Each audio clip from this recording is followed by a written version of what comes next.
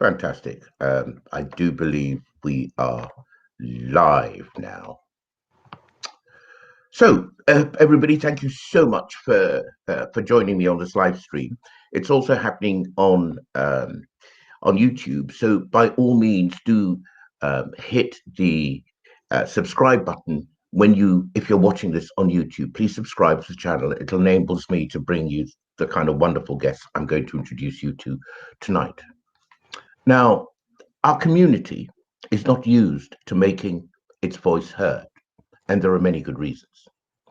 One of my aims in setting up Tete-a-Tete is to bring a variety of viewpoints and voices with insights and experiences to share that would ordinarily likely not be heard in public.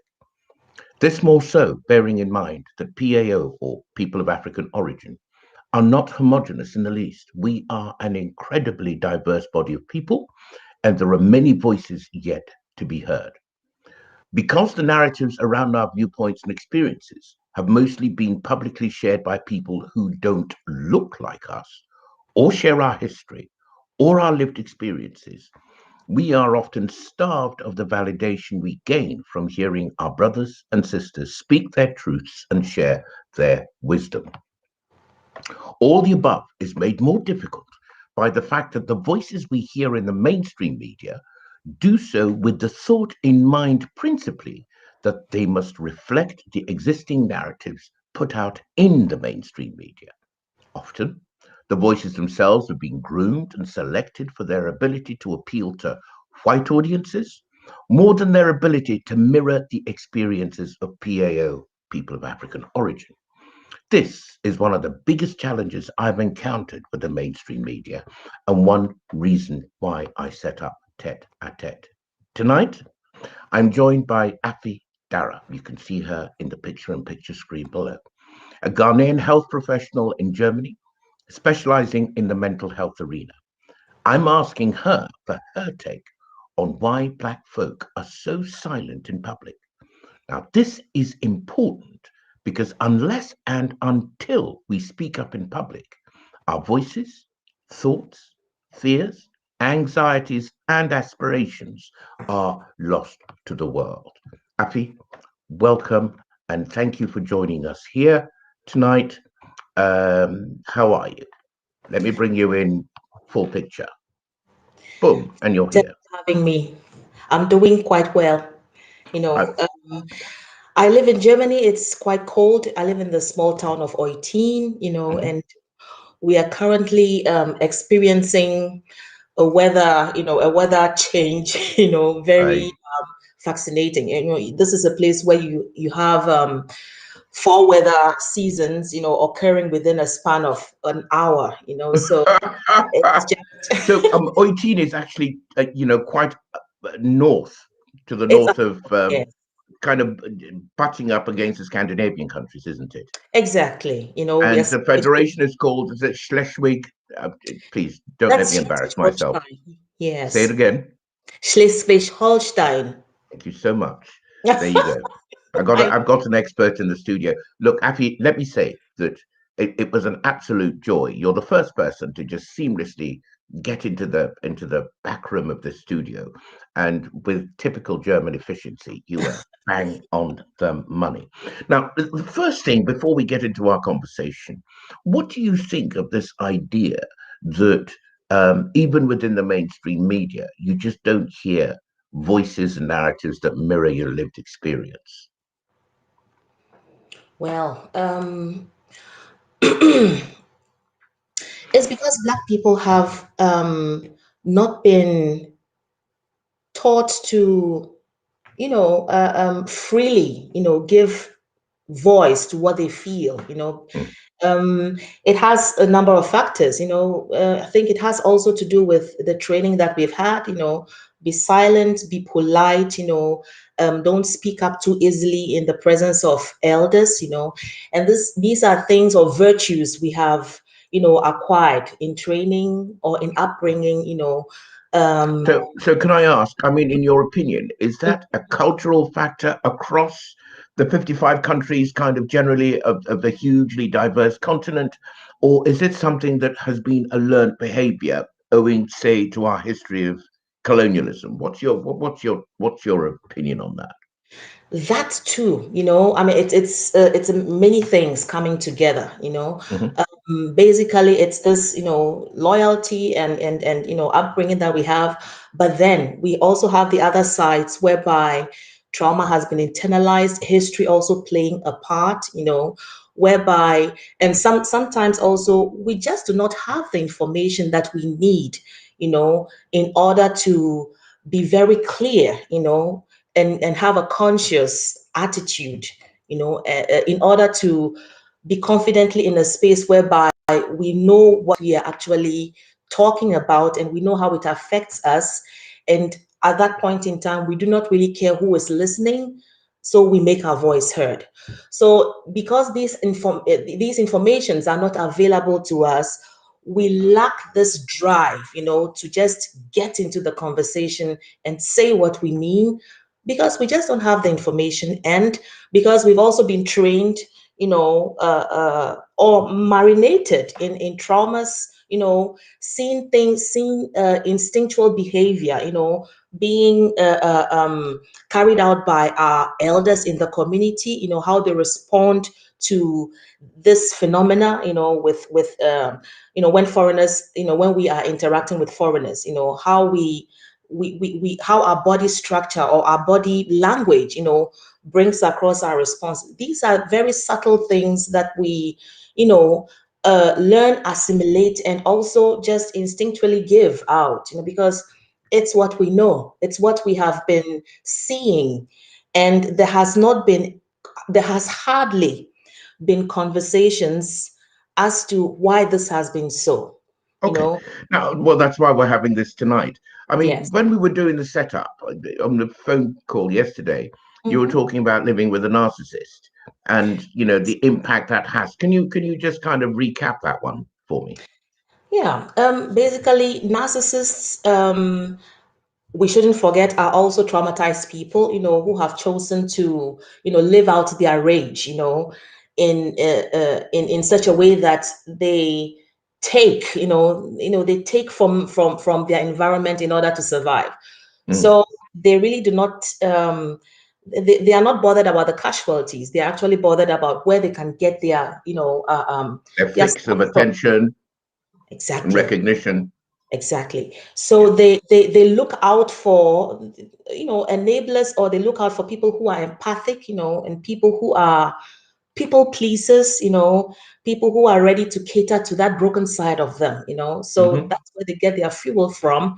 Mm. And somebody who is not in a balanced state of mind to recognize that to be in such a relationship may not be healthy in the long run for the one who is at the receiving end of narcissistic abuse.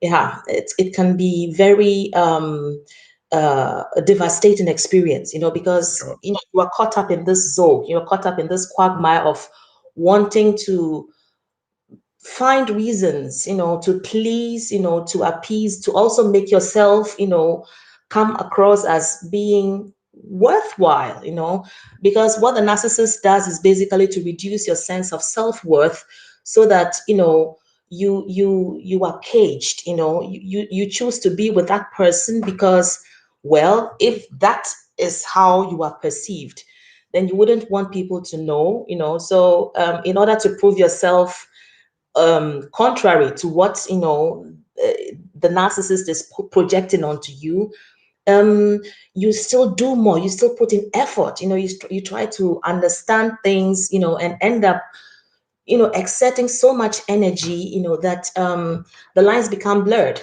It so becomes it's actually a futile task because the goalpost will keep shifting, the carrot will keep getting dangled in your face.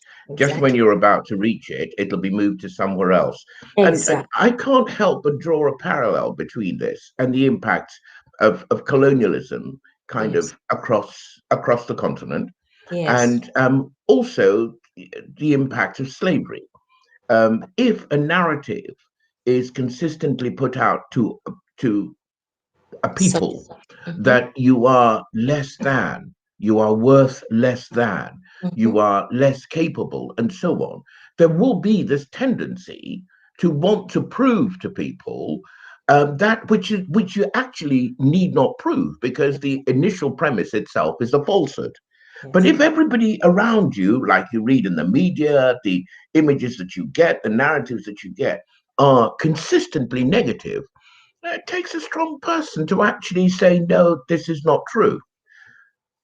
Well, I mean, what do you think about that? That is the programming that unfortunately we have been subjected to for the past 500 years.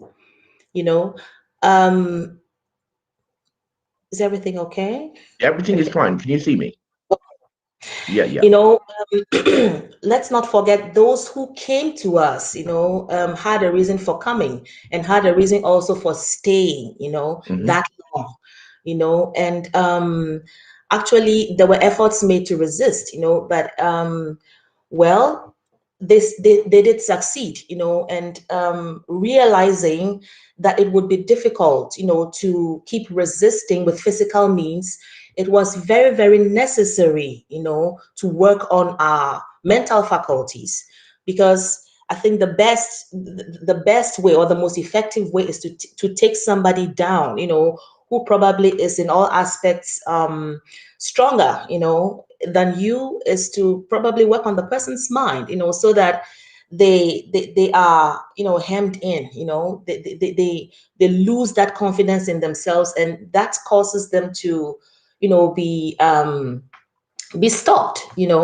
so, and that is how the concept of spirituality got, altered as well, so that, knowing that Africans are very, very spiritual people, it was necessary, to use the concept of Christianity, for example, as a weapon, to, change the mindset and, create the white image, that which is inside ourselves, the God in us, or what we've been trying to understand, make sense of, is projected out, outside of ourselves, but it was necessary for them to put that whiteness to it, so that we focus on, that projection and see them as, A yeah. false, effectively a false god.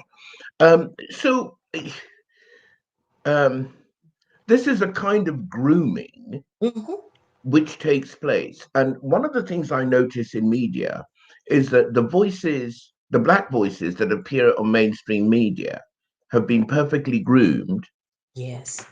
either to appeal mostly to people who don't look like us. Mhm. Um, and therefore, they are singing from a hymn sheet, and they're relating a narrative which is pleasing to the ear of others. But of course, the impact of that on people of African origin is probably quite devastating. Wouldn't you agree? Definitely, definitely. It's, it's geared at making you lose that sense of pride in your identity as to who you are, and then take up that which is being, propagated. That's why there's so much propaganda, and there's no effective way to, bring that across than to, create subtle those images, because the images suggest, and put you in a place or in a state of mind whereby you start to doubt, who you are. You start to doubt, what you're made of, and there's also that curiosity, because everything is so insane, everything is created, in such a way that it's appealing. There's so much allure and attractiveness to it, so that you get hooked, and follow, that I mean, it's you what is follow into that. interesting. Sure. I mean, what is interesting to me always is perhaps this affects women more than men. Of course, men have their own crosses to bear as well, but standards of beauty. You know, I think it's a human thing. Is that if you play around with a woman's sense of her self-appeal, Yes. you can absolutely devastate the personality. So, if a standard of beauty is set up which you cannot possibly aspire to, it's like comparing a fish, say, to a bird. this would be very, very, very damaging and wind up making the person actually unable to articulate what's going inside of them, surely. Exactly. I think this is why you also have all these bleaching, how do you call them, adverts going on, imagine, for example, there are in parts of the world, they have these adverts whereby, somebody takes a look at a dark person and just decides, oh, you're not clean, so they just they dump you in a, how do you call it, a washing machine, pour a certain type of uh, Detergent. detergent on you, and then you come up and you are looking squeaky clean and white, without That having was all a the. China. Let's just reference that. That was actually a live Chinese advert, Mm, which received a lot of lot of pushback from backlash. around the world as Yes. being incredibly racist and really very, very, very clunky. Hmm. Now, if a false reality effectively is being created for people of African origin, you mentioned earlier something about denial, people dealing with reality by going into denial. Can you expand a little bit about that? Well, it is, from my perspective, what I've observed, is people, chasing these images, and then, for example, making it into, Western countries with the hope of, achieving that which, they see as a sense of success, place. Which, because it's been patented to them that they can't achieve that success where they are. Exactly. So But that, I mean, that image has been painted. But then when they come over here, they say, "Well, go back." It's a heads I win, tails you lose type situation. I didn't get that quite. What I'm saying is that, I mean, if you've been groomed to believe through the whole kind of colonial project Yes. that real success only happens outside of Africa, Yes. and then you come to seek that success, but when you enter this country, for example, you receive a lot of pushback. That's even if you can enter the country. Exactly. So it's, heads I win, tails you lose. It's a lose lose, suggestion. Exactly. But even people are prepared to deny that, because there's this will to survive, Mm, having made all that effort to come mm, out of their dire circumstances, mhm. chasing that image, and then finally making it here, and then finding out that, oh, okay, it wasn't like, I really thought, but now I'm here and I have to, so there's this need for them, to push forward and make something out of nothing. So they are prepared to deny, whatever is being thrown at them, whatever indignity is being thrown at them, and try to make something, lemons, make lemonade out of lemons in a way, and compromise a lot of their self-worth in the process, So I think people are actually aware of the fact that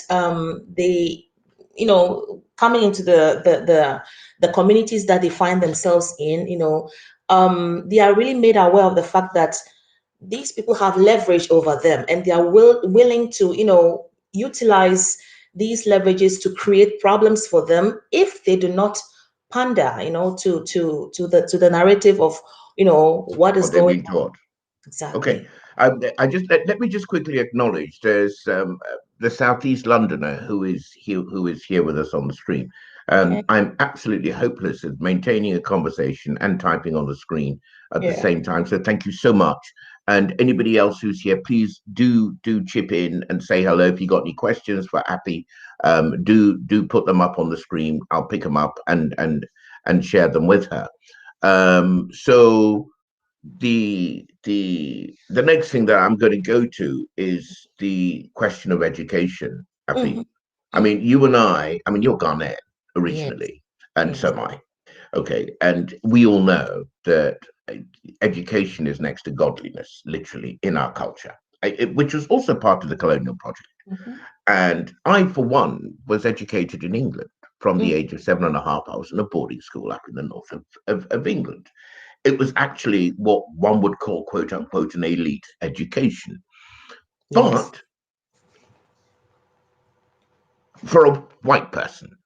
But for me, the things that I was taught totally, now that I look back, took me away from who I was and how I was.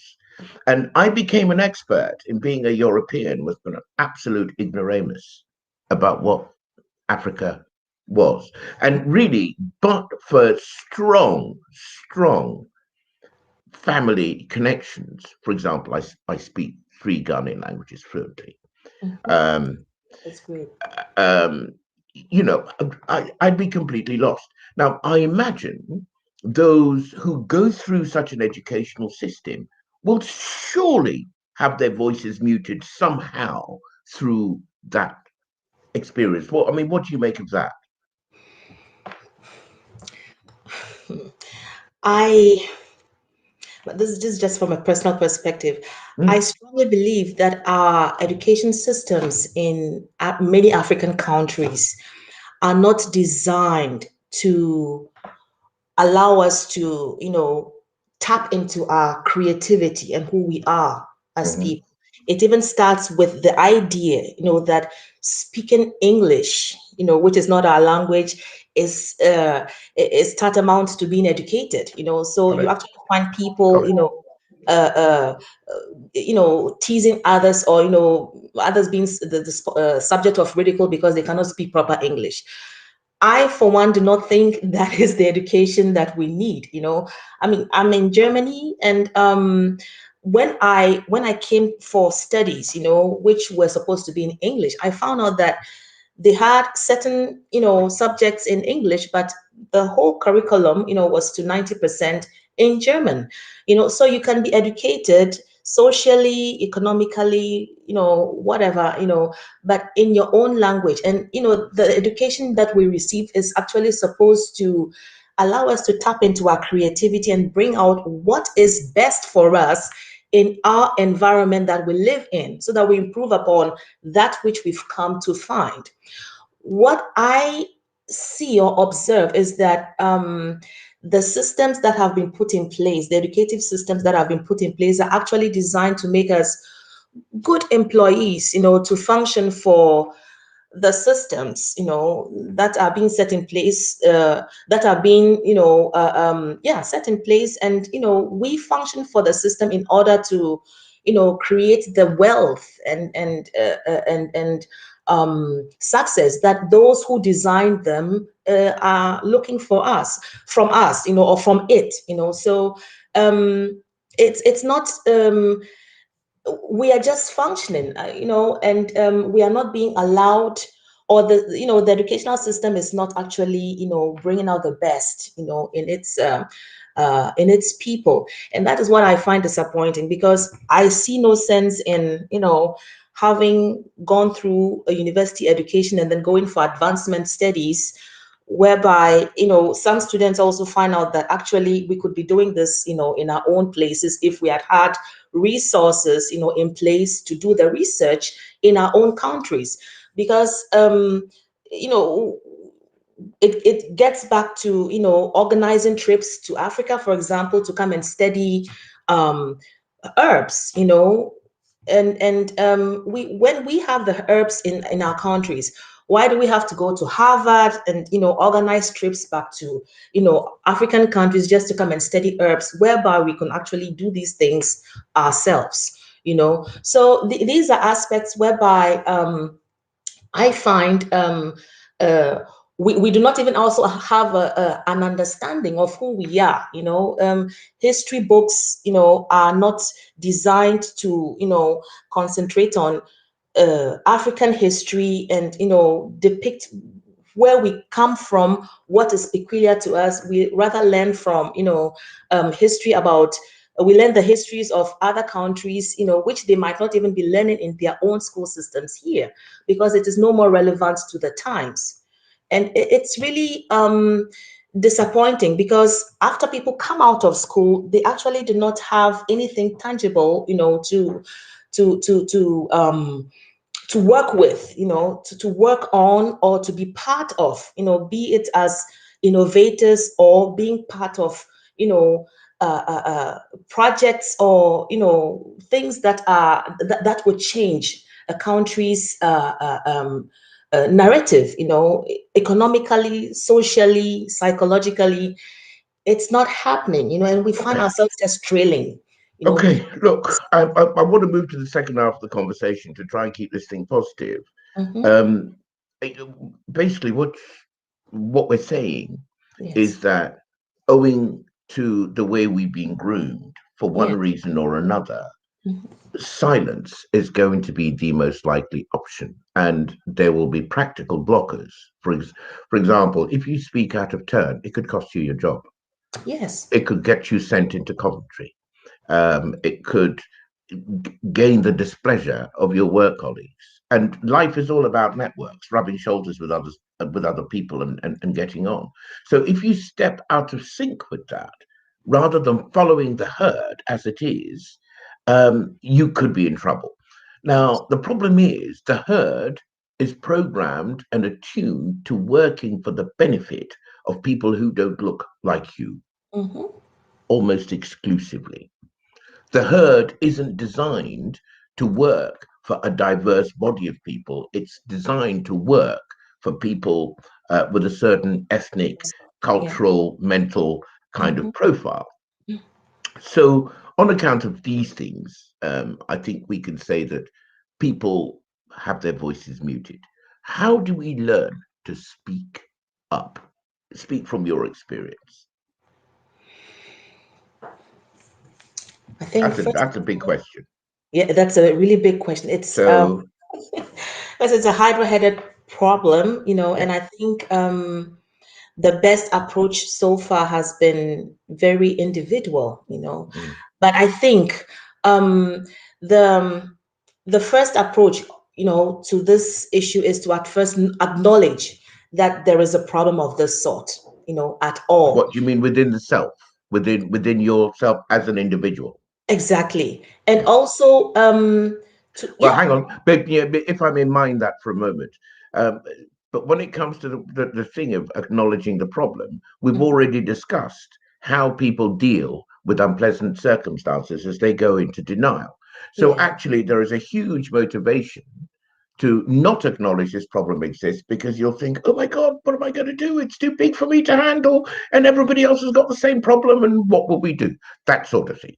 So, how do you, can you share any insights into how we come to this self realization? Look, that we have to, we have a problem to solve, and let's confront it. By getting into contact with those who also share similar experiences, that is very um, I feel that is very, very easy, especially when you have people, a certain group of people, working within the same setup who have, these experiences. We start conversations, and or sometimes, somebody somewhere, for whatever reason, has the courage to speak up in a certain context about it, and then you hear it, and then you are motivated to actually, speak up, in a way, be it on a public platform or at least with a friend, I see this going on in most African communities, whereby, where people meet up and then start talking, and then these conversations just start off, and you also experience the same thing. Oh, I didn't know you were going through the same thing, so it becomes, It's a network. empowering. Yeah, I Exactly. mean, the validation you get from a safe space in which you can express yourself Exactly. is empowering in the first instance, and that provides the impetus maybe to get past the denial or the kind of fantasizing that actually it's all right when you all know perfectly well that it's not. That it isn't, exactly. So Yeah. I think we need each other. Just, the very, very basic thing is to just have that emotional support, from each other, and be aware of the fact that you are not alone in this, and then starting to talk concretely about what it's experienced, and moving from that to try to form, self-help groups, or groups, or podcasts, or a platform just like yours, for example, so that people who have the courage, to speak about it, be allowed to speak, because out of this effort, many people are also going to get motivated, to find ways and means of finding outlets, for these conversations, and it leads also to you know uh, um, a networking of some sort, whereby um, we we find other people also not of our color, getting interested, because they are sympathetic to the cause, and want to actually know why Well, these. here's the thing: is that it's a very human impulse to have empathy for others, and Definitely. often empathy isn't possible until you have heard the lived experience of the other. In your work, I'm sure that it is by engaging with your clients, people who need mental health services, that there's a part of you which is completely torn. As well, I've got to do something for this person. I've got to do my best for this person, that sort of thing. And so, having a place where these things are expressed actually Mhm. triggers the positive allies which everybody needs, whatever environment they're in. I think can I just look at a couple of the comments here? Um, Okay. as in relation to the education matter, Mbeng Puka says that in Africa before slavery, the education was passed from father to children about all aspects of life, spiritual knowledge, building, fishing, agricultural knowledge before the age of 18. Today, Mhm. an educated African at the age of 21 with a degree in the pocket and no job doesn't know how to do anything apart from looking to be employed. Mbeng also says this is a very interesting debate, and it's the right approach about the African descent, as black still means bad for the rest of the world, while in fact, black is the beginning, the origin of the light. What do you make of that? It just confirms, what What we've we've been talking about? you know because all these things, knowledge being passed, in all aspects of life, before the age of 18. Practical knowledge that works because it's being taught by the guy who did it before and has the actual proof in their hands. Exactly.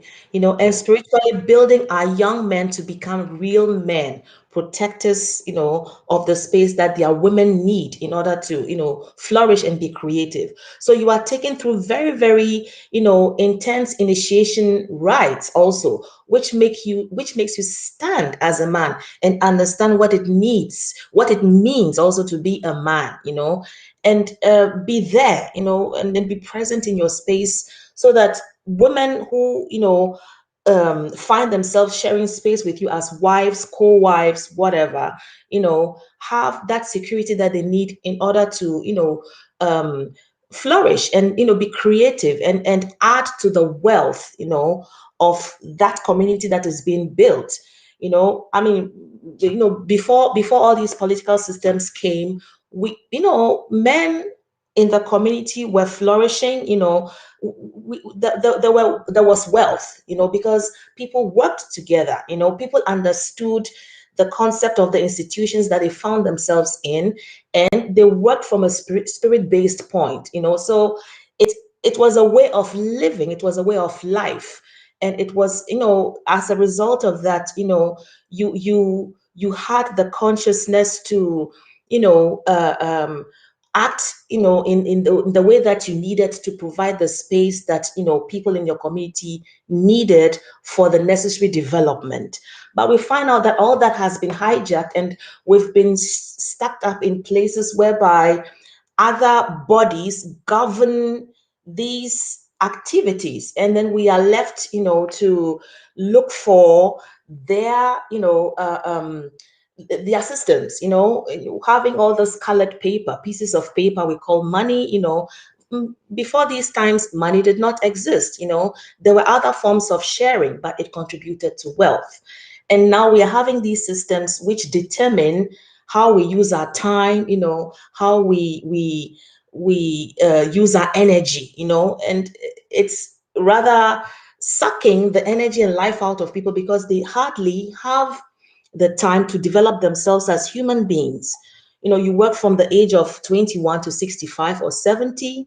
When your life force has been drained out, then you go on pension, and then now you can see what you do with the rest of your life. If you live still at the time, then you may want to then you may have to have you have the experience, or you have the opportunity to experience what life is about a little bit, before you finally leave this existence, or Okay. you don't get to.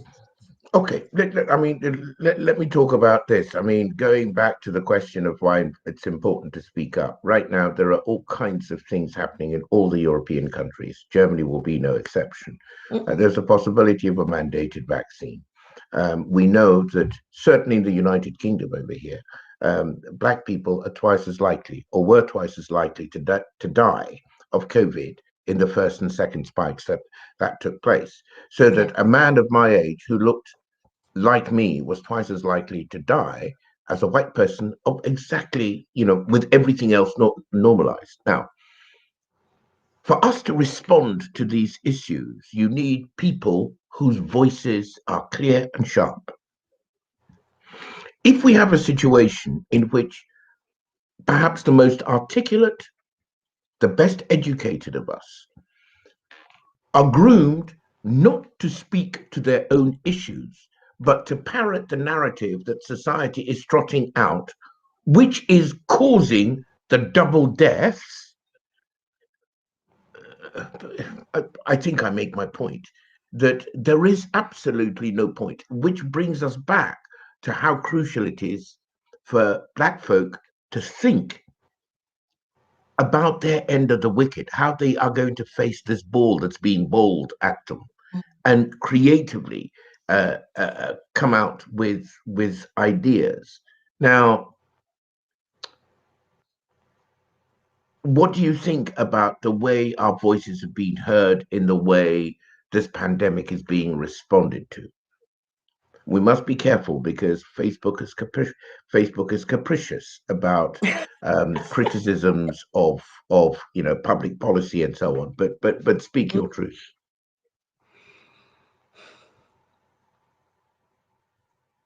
We just need to have conversations with another. We just need to have Talk with each other, you mean? exactly. We just need to have conversations with another, and just talk about how it's affected us, and how we what feedback we are receiving, from all these apparatus around us, and how it's affecting us. Mm. I I must honestly say I don't have answers for that. I don't. I really don't. I Well, just know. Yeah. well, I mean, what I'm finding really interesting Hmm. is that the big answer I'm getting out of all of our conversation Hmm. is that we need to talk to each other a lot more. A lot We more. need to listen to each other a lot more for the simple reason that it's a safe space for us to express our opinions, our views, and points of view.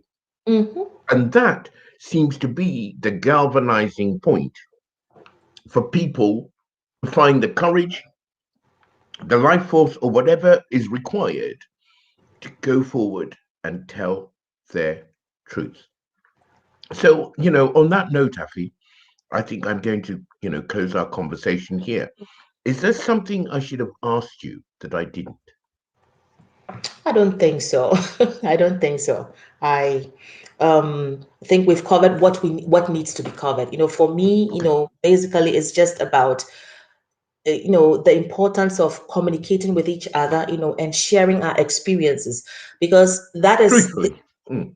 Mm, truthfully, because that is the only way we can be aware of what is going on, and out of these stories derive the clarity that we need, mm, to galvanize us, to inspire us to look, deeper into ourselves, in order to make the necessary changes that we need to make. It's going to be individual, and sometimes, depending on how advanced everybody has become, I think nature synchronizes us to, come together Mm, for those purposes. And then out of that communion, that which is supposed to unfold for a change to take place will, will follow. be revealed to those in that space. That is something that I'm really convinced about.